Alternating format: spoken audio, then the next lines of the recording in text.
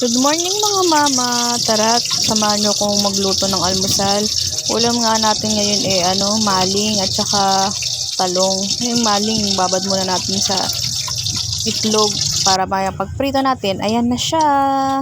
O diba? Mabilis lang din siya maprito. Sunod ko naman dyan yung talong. Ayan, magtatalong tayo for today's video. At saka magsasangag tayo ng sinangag na kanin at saka bawang. Lagyan natin ng itlog na may tirang maling. Nadurog-durog yan guys, kaya hinalo ko na dyan. Kaya ayan, for the mekos-mekos lang. Mekos-mekos lang natin hanggang sa mag konting-konting brown. At pagtapos natin dyan, isusunod na natin yung kanin natin na malagyan natin ng konting toyo para naman yun na lang yung pampaalat natin. So, edi for the go, sumarap-sarap kahit paano ang sinangag.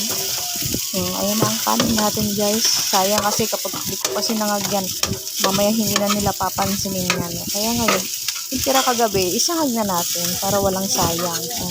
Hanggang dyan na lang muna guys. Bye bye!